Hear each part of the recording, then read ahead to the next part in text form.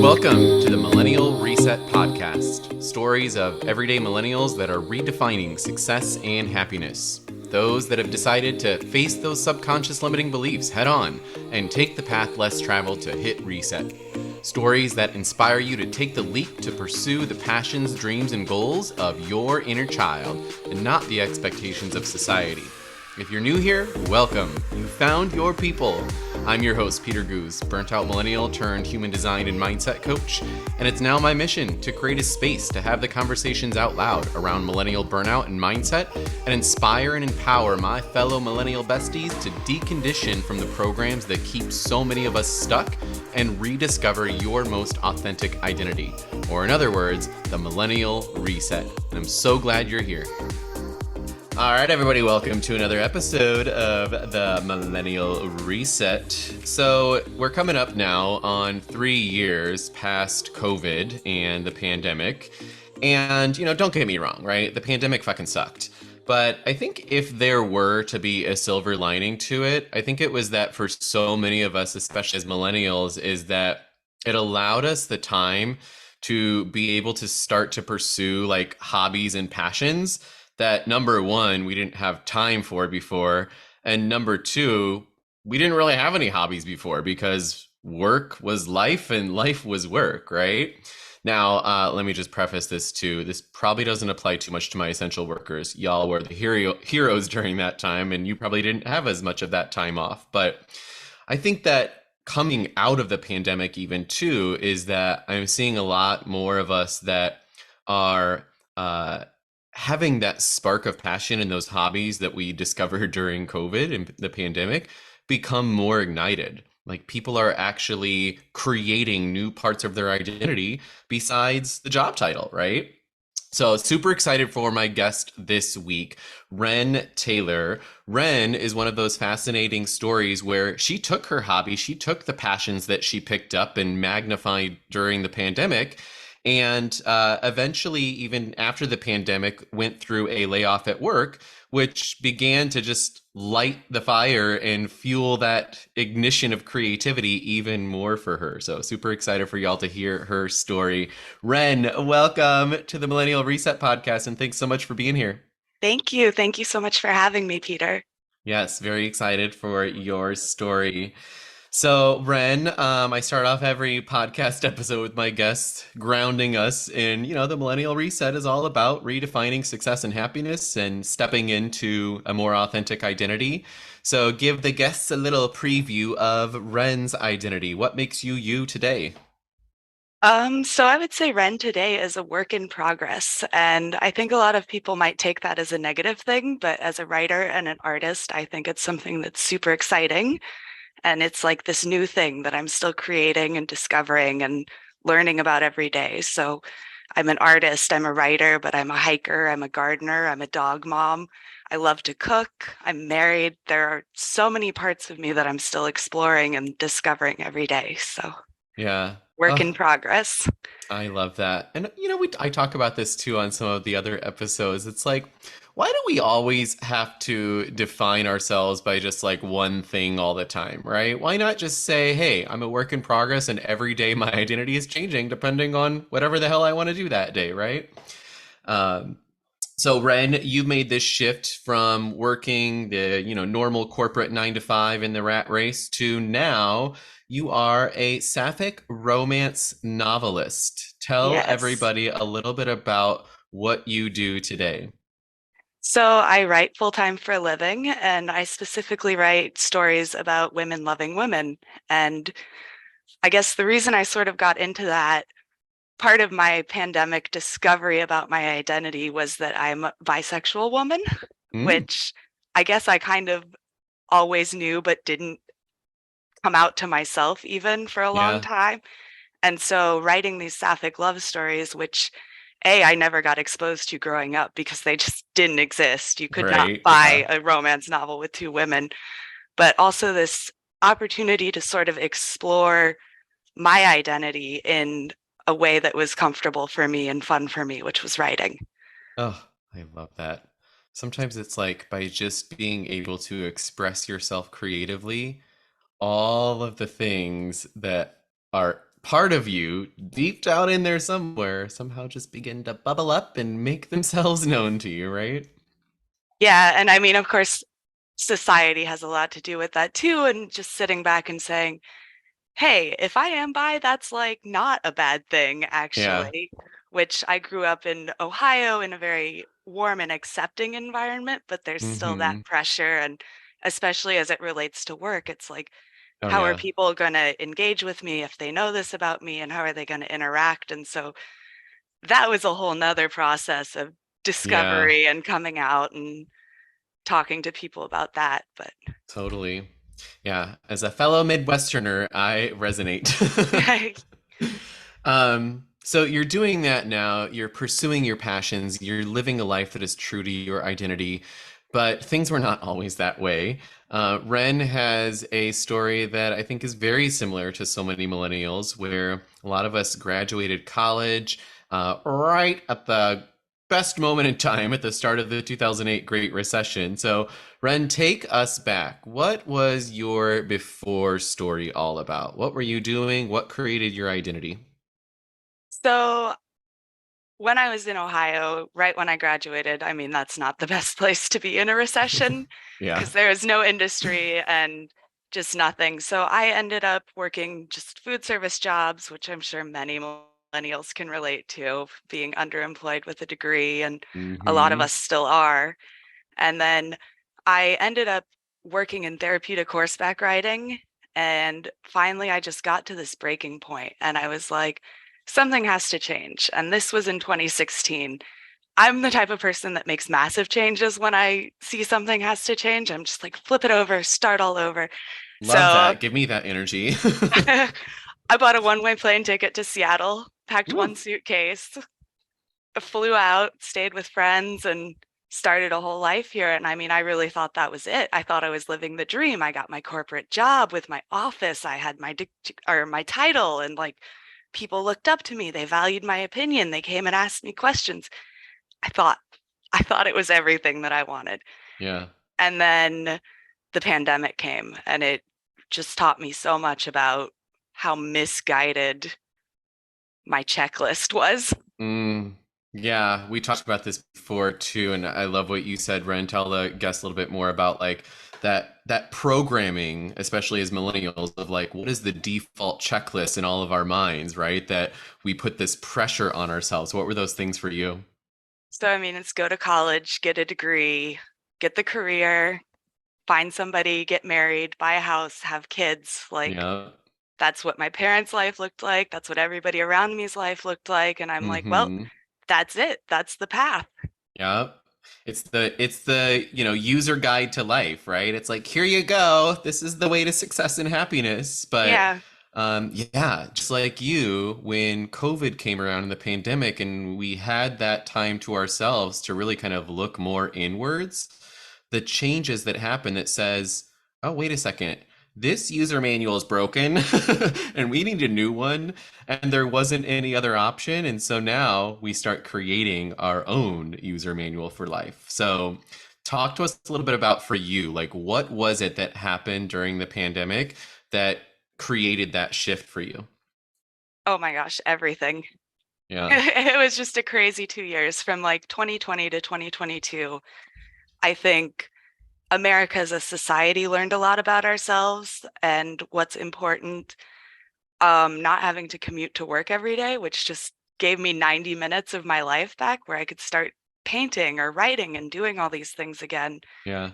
Um, Not having to sit in like an awful fluorescent office with somebody looking over my shoulder to see if I was working, because nobody works for 8 hours a day. So what do you do the rest of the time? You just like sit around and chit chat and things like that. But Yeah. I started taking that more downtime and applying it to things that I enjoy doing, like walking my dogs on my lunch break or gardening and running out to water the plants when I had time between meetings. And so already that was a huge shift for me. And when they started asking to come back to the office, I was like, no, no, no, no, no. But then at the same time, there's been all this reckoning about how we become more inclusive as a society and how that happens in workplaces. And I can say across the board, the patriarchy is strong. The white patriarchy is strong, and so it's very difficult to exist and succeed as a woman, especially a bisexual woman, in these sort of environments. And so that's why I found it so fascinating that all your guests so far have been women setting out to do this on their own. And it's like, yeah, because society is not really welcoming us into the old boys club, and we can just do it better. Yeah, that's one way of looking at it for damn sure. I love that. And it's like I think it's one of those things too where the pandemic, number one, allowed us to be able to like get back in touch with ourselves, but then it was also the coming out of, or I don't think that we've necessarily come out of the pandemic yet, but like the quote unquote going back to the new normal, and especially going back to the office place. It was like I think so many people will resonate with your story because they also had those like realizations to say, wait a second, I don't want to go back to that toxicity. I don't want to go back to those fluorescent lights that, believe it or not, yes, do actually have an effect on your physical and mental health, right? And I think your story is one of not only boldness and bravery, but yeah, that true authenticity to say, actually, no. I know myself well enough now to know that that's not where I want to be, right? Exactly. So let's talk about this shift, right? This shift of stepping into this new identity, this more kind of authentic version of yourself. You are now spending your days writing novels. And let's talk about the mindset piece of it. Moving from corporate America, the rat race, the staying in your lane, right? To then being able to create your own path. What were some of the beliefs, the limiting narratives that you had to tackle head on for you to be able to kind of get to this place in your life? That checklist, it really was. It's just the Yeah. like the feeling of this is what I'm supposed to be doing. Nobody in my family has ever started a business or been self-employed. Like that's just not what we do. We go get jobs with benefits and live nice, normal middle class lives. Mm-hmm. And yeah, it was just so limiting. And I started seeing people all around me. I have these amazing friends who've started their own businesses and they're really successful. And I'm like, why are all these voices telling me no? Because she's doing it and she's doing it and she's doing it. I could do it. And Mm-hmm. so really shedding that perception of what life was supposed to look like. And the whole time I was like totally jealous of these people. You see, they're having these great adventures. And of course, some of that's the social media effect, and you Yeah. only show what's the best parts. But I could see in my friends that they were genuinely happier than me. And I was like, Ugh, yeah. why should I stick to this supposed to do list? Yes. I Yeah. can try something new. Yeah. It's like you get to that point. Sometimes it's a slow burn and sometimes it's a aha moment like a light bulb where you begin to just like realize, holy shit, everything that I've been taught and told and learned is a big ol' fucking illusion. And your version of truth is exactly that. Your version of truth based on how you've been programmed by your parents, by society, by the education system, by the workplace in capitalistic America. And then you realize one day it's like, okay, wait a second. If that's all a lie, then what is true? And then you begin to realize, oh, wait a second. What's true is whatever I create to be true, right? And that's where the big changes begin to happen. And you talked a little bit about this too, Wren, of this very very common millennial belief that lives in all of us is that the whole idea that my self-worth is tied to my job performance. What did it take for you to break that one? I mean, it took losing my job. It took getting laid Yeah. off. And Mm. so this was kind of funny. I kind of feel like I manifested this whole thing, which I Mm-hmm. don't even really I wouldn't call myself a big believer in things like that. I like things that can be proven. Yeah, I like science. Yeah, but I started saying, so when I started writing again in the middle of the pandemic, I told one of my friends, I wish I could just do this full time for a living. Mm-hmm. And I didn't think anything else of it, went back to work, kept working. And then my husband got laid off on December 31st, 2021. Mm. And I was so mad, not that he got laid off, but that he could sit around at home and get unemployment and I had to keep working. Oh I my was like, this is gosh. so unfair. I wish I would just get laid off. Well, be careful what you wish for because 2 days after he got a new job offer, I got laid off. And so initially I was devastated because I moved across the country. I built my whole life towards this thing that I thought was going to make me happy, and it had made me so miserable. Mm, But who was I without it? And then the yeah. second thing I felt was relief. And it was just like, I can breathe, I can be whoever I want to be. I don't Yeah. need that. Yeah, I mean what you just said resonates so much. I remember like before I left full-time work, my company went through a pretty large layoff. This was kind of right in the first year or two there of COVID.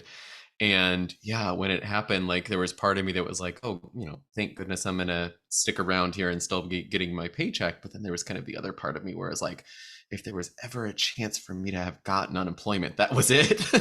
Yeah. I could have put my name at the top of the list.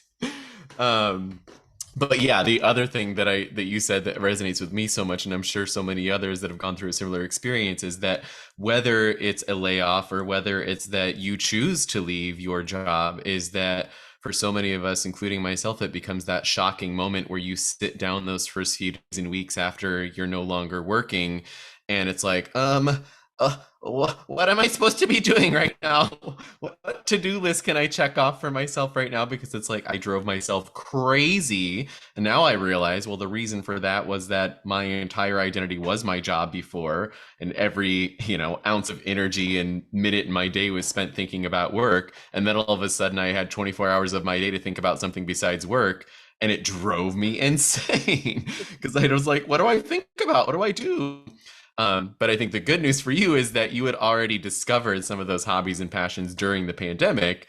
And that moment sounds like was kind of the fuel added to the fire to be able to kind of ignite and bring life to some of those passions and hobbies. Talk to the viewers a little bit about like what that journey was like of those first few weeks and months leaving the corporate rat race and stepping into this new, habit, this new lifestyle where you don't have to set an alarm clock. Yeah, I mean, it was really difficult at first, and I didn't know what I wanted to do. I'd gotten a decent severance payout, and so I was like, okay, well, I don't have to do anything immediately, and I can just sort of chill. It's springtime. Spring in Seattle is amazing, so I'm just going to go Mm, hike and have fun and like have my eat, pray, love summer, and I'll deal with it later. I love And that. so I started applying to jobs and interviewing. I knew I didn't want to go work back in some capitalist shithole. Like if I was going to be working again, it needed to be nonprofit, but I kept doing all these interviews and then I would just ghost the interviewer afterwards. Super professional. But I was just like, I don't want to do this shit. And I could not get over that. And so finally I was like, well, if I'm not going to go back to like an office environment or working for people, what am I going to do? Because I do have to do something to make some Yeah, kind of money and exist. And yeah. so at that point, I started learning more about writing and self-publishing and how it is actually a viable career path, even though everything on the internet will tell you it's not. Uh-huh. And I said, you know what? Let's do it. And so I Love did. it. Right? It's like you can literally, I say this every time. I'm like, you can literally do anything online and make money these days. And for some reason, we continue to tell ourselves this narrative and this story that in order to be successful in the world, you have to pick from the short list of career options that they gave you, your senior year of high school. Yeah. um, so, talk to us a little bit more than Ren. What does a typical day look like for you today? And talk to the audience a little bit more about the types of things that you're writing, because you talked a little bit about sapphic romance novels, but I know you're also kind of getting into other genres as well. So, what's the days look like today for you? Well, I try to stick to a schedule because it's very easy to just lay around and do nothing. So Yeah. I wake up without an alarm, usually around 5 in the morning. I just love early, early morning. I'm so productive when nobody else is awake. Mm-hmm. And I just have my coffee. Sometimes I'll do yoga, just enjoy the morning. I'll go out and walk in my garden in the summertime and check on all the plants and make sure things are growing, and then sit down and write for 2 or 3 hours every day, and then Oh, wow. cook some lunch, work on some marketing stuff. Maybe I'll go hiking in the afternoon. Maybe I'll cook something fancy for dinner. Like, it's just really wide open. But I do try to sort of stick to a general schedule every day of the things I just mentioned. Mm-hmm. And the beautiful thing about being self-employed is, in the past, I've struggled a lot with anxiety and depression, as I'm Mm. sure a ton of millennials have, because Yeah. look at the world. But with work, you kind of just have to push that down, and you have to like get better on the weekend and then power through it for 40 more hours. And now I'm Mm-hmm. like, if I'm in one of those depressive waves, I can just not do anything for 2 or 3 days, and it passes so much faster because I just give myself what I need to recover, and then I can get back into my schedule and start doing things again. I could never recover from a depressive wave when I was working because there was no time to. It was Oh, just yeah. survive. Holy shit, yeah. Like the amount of time of our lives to no fault of our own, it's part of just growing up as a millennial in society.